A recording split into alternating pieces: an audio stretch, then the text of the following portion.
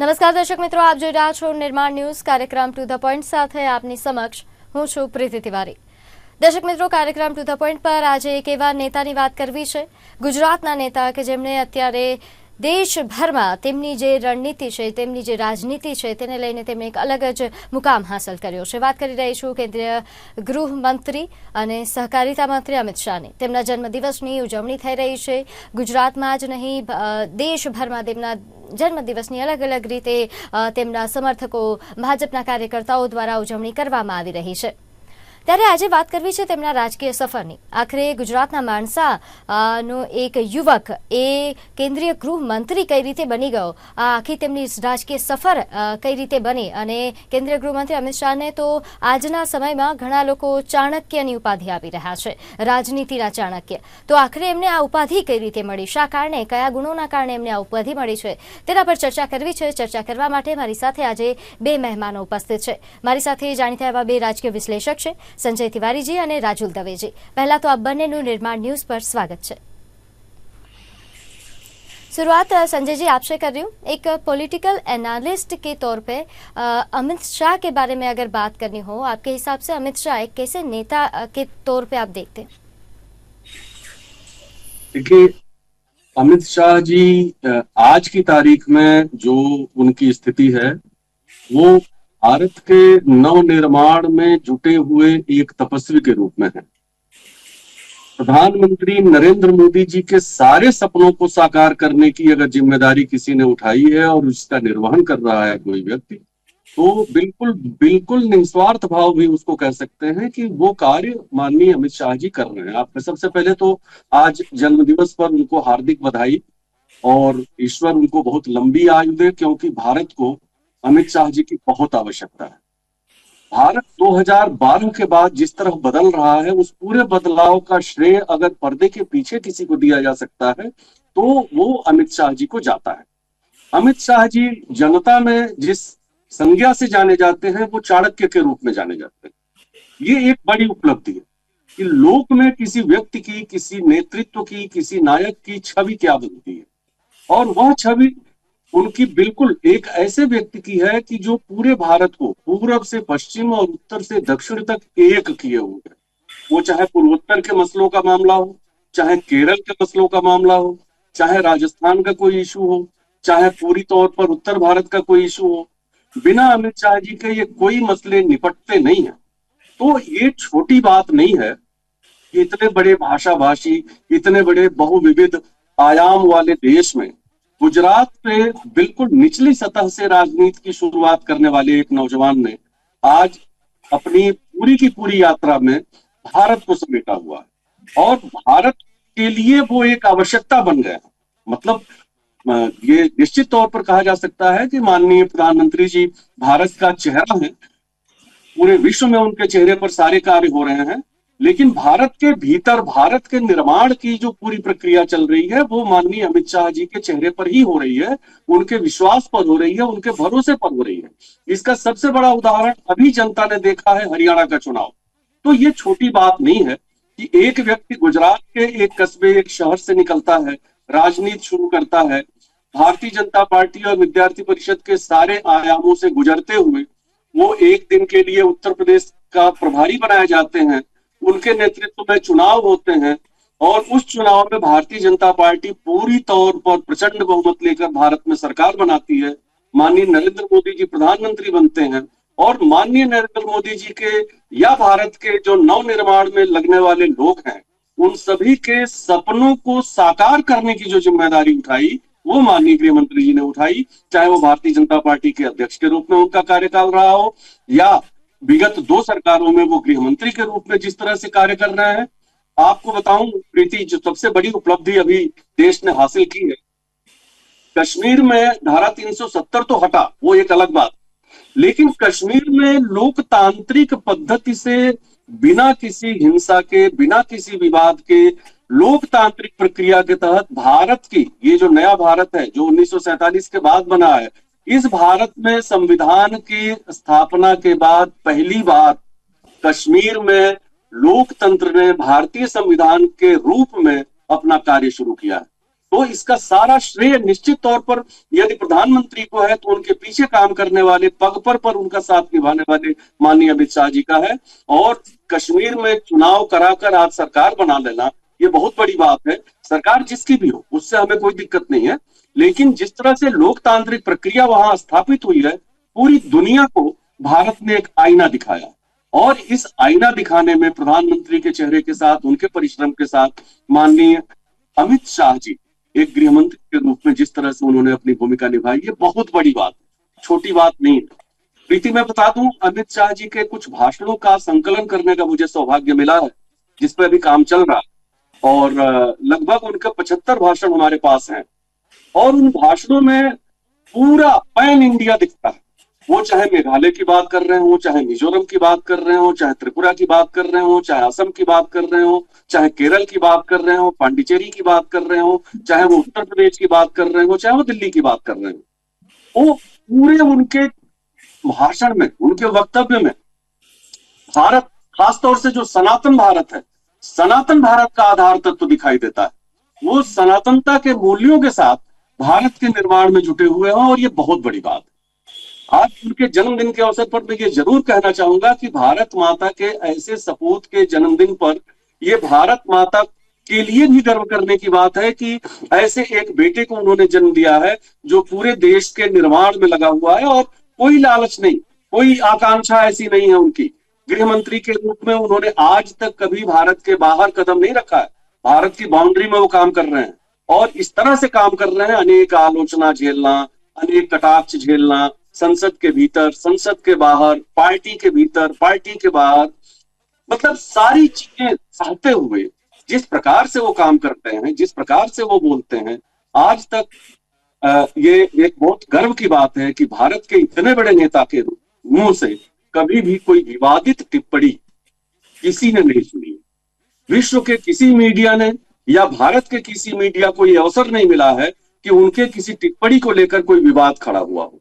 तो ये बहुत बड़ी बात है कि इतने बड़े लोकतंत्र में इतनी बड़ी जिम्मेदारी के साथ एक आदमी इस तरह से काम कर रहा है, परिश्रम कर रहा है, और जब वो भाषण भी देते हैं तो उनके भाषणों से कभी कोई विवाद नहीं झलकता है, कोई दुराव नहीं झलकता है, कोई अलगाववाद नहीं झलकता है। वो बिल्कुल मोदी जी का जो सबका साथ सबका विश्वास वाला फार्मूला है, उसी सूत्र को लेकर वो बात करते हैं, भारत के सनातन मूल्यों पर बात करते हैं। तो ये सनातन भारत के एक सपूत का जन्मदिन है जो आज हम सभी लोग आपके चैनल के माध्यम से सेलिब्रेट कर रहे हैं और उन्हें बधाई दे रहे हैं। બિલકુલ રાજુલભાઈ, જ્યારે અમિત શાહની વાત કરવામાં આવે, આમ તો સંજયભાઈ ઓવરઓલ બધી જ વાતો જણાવી છે, પરંતુ અમિત શાહ કેન્દ્રીય ગૃહમંત્રી બન્યા એ પહેલાં એ ગુજરાતના દીકરા તરીકે જ ઓળખવામાં આવે છે। જેવી રીતે ગુજરાતમાં સૌથી વધારે લોકપ્રિય નેતા અને દેશભરમાં અને હવે તો વિશ્વમાં પણ નરેન્દ્ર મોદી માનવામાં આવે છે, એમના પછી કોઈનું નામ આવે તો એ અમિત શાહનું છે। આ આટલી મોટી ઉપલબ્ધિ હાંસલ કરવાની એક લડત જે રહી છે, એમની જે આ સફર રહી છે, એના વિશે જણાવશો।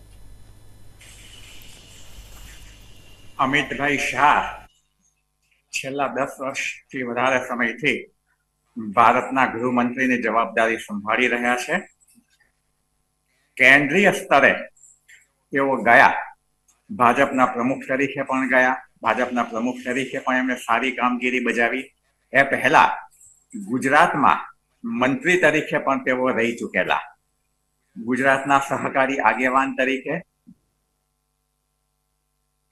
ધીમે ધીમે એમનું કદ વધતું ગયું અને આજે છેલ્લા 10 વર્ષથી રાષ્ટ્રીય સ્તરે 2 ગુજરાતીઓ વડાપ્રધાન અને ગૃહપ્રધાન સમગ્ર દેશનો વહીવટ સંભાળે છે, સમગ્ર દેશનું સંચાલન કરે છે એમ કહેવામાં આવી રહ્યું છે। ગુજરાત માટે આ ચોક્કસ ગૌરવની બાબત છે। ભૂતકાળમાં અનેક તેજસ્વી અને યશસ્વી ગૃહમંત્રીઓ ભારત દેશે જોયા છે।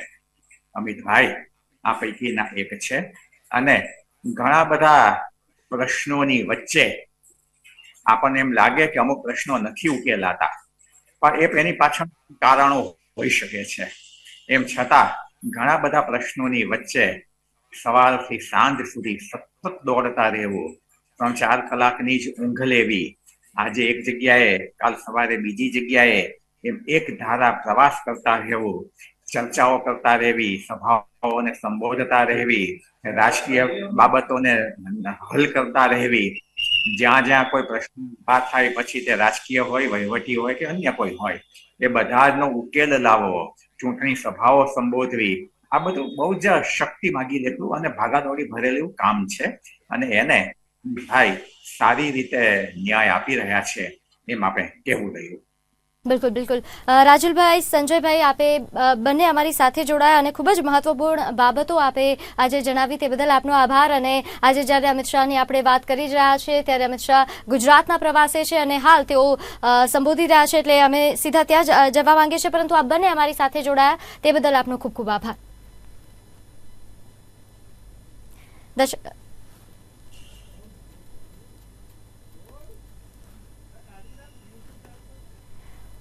તો દર્શક મિત્રો, આજે કેન્દ્રીય ગૃહમંત્રી અમિત શાહ કે જેમના જન્મ દિવસ નિમિત્તે આજે તેઓ ગુજરાત પ્રવાસે આવ્યા છે અને સવારથી જ તેઓ જે ખાસ કરીને જે લોકાર્પણ કરી રહ્યા છે, ઘણા બધા વિકાસ કાર્યોનું આજે તેમણે લોકાર્પણ કર્યું. આ ઉપરાંત આજે તેમણે ગુજરાત વિધાનસભામાં પણ તેઓ ઉપસ્થિત રહ્યા.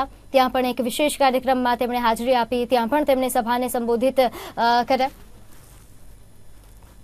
અને હાલ તેઓ મહાત્મા મંદિર ગાંધીનગર ખાતે સંબોધી રહ્યા છે. તો સીધા જઈશું ત્યાં. તો ગુજરાતની મુલાકાતે અમિત શાહ, કેન્દ્રીય ગૃહમંત્રી, जो हाल गांधीनगर महात्मा मंदिर खाते संबोधित लो के अंदर चाहे कच्छ के एयरपोर्ट पर का हमला हो, पठानकोट, हलवारा, अन्य सैनिक स्टेशनों पर कमांडो उतरे हो, अनेक महत्वपूर्ण हमलों में सिविल डिफेंस और होमगार्ड ने महत्वपूर्ण भूमिका निभाई थी.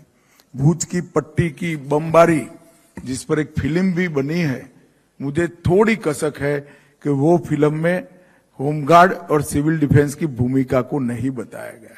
एक्चुअल में, वास्तविकता में भूज की बहनों का ट्रेनिंग का काम होमगार्ड और सिविल डिफेंस के लोगों ने किया था और उनको प्रेरणा देने का काम भी होमगार्ड और सिविल डिफेंस के लोगों ने किया.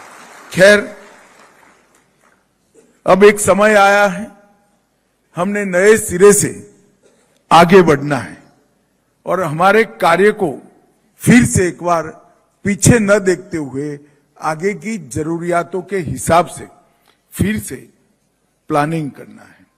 मैं आज देश के गृह मंत्री के नाते देश भर के सिविल डिफेंस और होमगार्ड के प्रमुखों को और प्रतिनिधियों को कहकर जाता हूं कि अगले 4 माह के अंदर ही आपके चार्टर के अंदर समयानुकूल परिवर्तन कर ढेर सारी नई बातें जोड़कर इसको हम रिलेवेंट भी बनाएंगे और इसको उपयोगी बनाने का भी प्रयास करेंगे और एक नई चेतना, नई जान ये आंदोलन के अंदर करने का हम काम करेंगे. वैसे तो चार्टर बड़ा स्पष्ट है. युद्ध की आपात स्थितियों में लोगों को तैयार करना, नागरिकों की रक्षा करना, युद्ध के प्रभाव से बचने के लिए लोगों को प्रशिक्षित करना, अहिंसक नागरिक प्रतिरोध की मानसिकता बनाना, समुदायों को संगठित करना और युद्ध में क्षतिग्रस्त हुए इंफ्रास्ट्रक्चर को रिपेयरिंग में सहायता करना और मनोबल बढ़ाने का काम करना. परंतु कोई भी संगठन हो, अगर उसके चार्टर में 50 साल तक बदलाव नहीं होता है तो संगठन भी कालबाह्य हो जाता है और चार्टर भी कालबाह्य हो जाता है. मैं समझता हूं 50 साल के अंदर देश के अंदर आमूलचूर परिवर्तन आया है. तकनीक के कारण रिक्वायरमेंट भी बदल गई है और अब देश बहुत आगे निकल चुका है. अब शायद युद्ध न हो मगर हम डिजास्टर मैनेजमेंट के साथ जुड़ सकते हैं क्या? अब शायद युद्ध न हो परंतु हम ट्रैफिक के साथ जुड़ सकते हैं क्या? इस प्रकार की अनेक विध प्रयोग हुए हैं. डिजास्टर मैनेजमेंट के काम में, आपदा के समय में आप लोगों ने बहुत अच्छा काम किया है, परंतु इसके लिए ट्रेनिंग की व्यवस्था, इसके लिए सामूहिक मानसिकता की व्यवस्था और इसके लिए जो डिजास्टर मैनेजमेंट का सामने का चार्टर बना है डिस्ट्रिक्ट कलेक्टर की ऑफिस में, इसमें आपकी भूमिका की जगह. ये तय नहीं होती तब तक हम ये काम नहीं कर सकते। मित्रों, कई सारे काम मैंने सोचे हैं जो करना चाहिए। अभी तो हमने एक शुरुआत की है कि बजट के अंदर एक अच्छा प्रोविजन इस बार किया है और इसको हम आगे भी ले जाएंगे।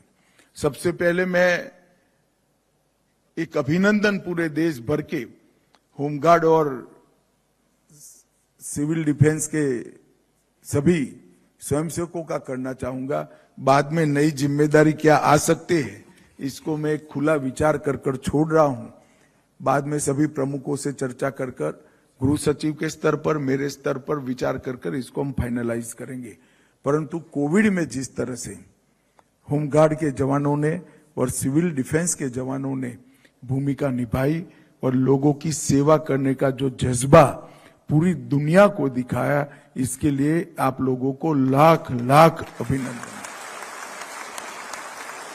मैंने 5 दिन पहले सरसरी तौर पर कितने लोग कोविड से ग्रस्त होकर मृत्यु की शरण में गए वो भी निकाला। आंकड़ा शायद ज्यादा हो सकता है, मगर मेरे पास 27 लोगों का तो सूची बना है कि 27 होमगार्ड और सिविल डिफेंस के हमारे वॉलेंटियर्स कोविड में किसी की सेवा करते करते खुद कोविड ग्रस्त होकर आज वो हमारे बीच में नहीं रहे। ये बहुत महत्वपूर्ण भूमिका हमने निभाई है और इसलिए मैं आप सबको बहुत हृदय से अभिनंदन करना चाहता हूं। मित्रों, एक रोड मैप अभी ये कच्चा है। मैं सुझावों के लिए आज आप सबके सामने और सारे अध्यक्ष जो बैठे हैं देश भर के सिविल डिफेंस और होमगार्ड के, इनके लिए छोड़कर जाता हूं। एक तो आपातकालीन सेवाओं में योगदान आप करते ही हैं, मगर इसकी ट्रेनिंग व्यवस्थित होनी चाहिए और इसके चार्टर में आपकी जगह भी होनी चाहिए। यातायात प्रबंधन की इंस्टीट्यूशनलाइज व्यवस्था, ट्रैफिक मैनेजमेंट के लिए एक इंस्टीट्यूशनलाइज संस्थागत व्यवस्था करने की जरूरत है। सामाजिक जागरूकता के कई सारे कार्यक्रम जो हमारे चार्टर में नहीं है उसको हमने लेना चाहिए, जैसे नशा मुक्त भारत, स्वच्छ भारत अभियान, वृक्षारोपण अभियान, जल संरक्षण और सामाजिक जागरूकता, बुराइयों के खिलाफ जागरूकता। ये सारी चीजें एक बार समाहित होकर हमारे चार्टर में आनी चाहिए। महिला सुरक्षा के लिए महिला समूहों में जागरूकता फैलाना, सामुदायिक स्वास्थ्य सेवाओं के साथ जुड़ना, जैसे टीकाकरण, टीबी मुक्त भारत, कुपोषण के खिलाफ हमारी जंग और हर बच्चे को पोषण युक्त करने का अभियान, इसमें हमने जुड़ना चाहिए। साइबर सुरक्षा के लिए और डिजिटल धोखाधड़ी के लिए जागरूकता पैदा करना, पर्यावरण के संरक्षण में स्वच्छ भारत अभियान और प्लास्टिक मुक्त भारत और वृक्षारोपण, ये तीनों अभियानों में हमारी एक रचनात्मक भूमिका होनी चाहिए। कानून और व्यवस्था में सहायता, इसके लिए कई कई जिलों में जहां एसपी उत्साही होते हैं वो करते हैं, नहीं होते वहां नहीं होते हैं, क्योंकि इसकी कोई स्पेसिफिक व्यवस्था और जिम्मेदारी तय नहीं की है। स्थानीय कानून और व्यवस्था में सहायता का एक रोड मैप बनना चाहिए और इसका जगह कानून और व्यवस्था संभालने वालों की डिजाइन में भी होना चाहिए और आपकी ट्रेनिंग में भी होना चाहिए। शिक्षा में सहयोग, ड्रॉप आउट रेशियो कम करना, 100% एनरोलमेंट करना और शिक्षा की गुणवत्ता में सुधार करना, ये तीनों चीजों को भी हमने इसके साथ जोड़ना पड़ेगा। और रोजगार और आत्मनिर्भरता के लिए भी सरकार के कई सारे कार्यक्रम हैं, उसके साथ हमने जोड़ना पड़ेगा। अभी भी कई सारी चीजें जोड़ी जा सकती हैं। 50 साल हो गए, अगर हम हमारी भूमिका को बदलेंगे नहीं तो ये सारे संगठन, दोनों संगठन धीरे धीरे इरिलेवेंट हो जाएंगे, कालबाह्य हो जाएंगे। मेरा मत है कि आज देश की रिक्वायरमेंट को ध्यान में रखकर ये दोनों संगठनों को ज्यादा रिलेवेंट बनाने के लिए इसकी भूमिका में नए सिरे से सोचने की जरूरत है। मैं तो चाहूंगा कि यहां जो प्रमुख सारे जो आए हैं वो भी एक आध दिन ज्यादा रुक जाए, अगर विवेक भाई आग्रह से उनको कहें, और यहां पर रुक कर इस पर जरूर सोचना चाहिए। कुछ लोगों के चेहरे पर हंसी आ रही है। मुझे मालूम है मित्रों कि पुलिस में पोस्टिंग को अच्छा नहीं माना जाता है, थोड़ा पनिशमेंट पोस्टिंग का भी भाव रहता है, परंतु ये हमारा दायित्व है।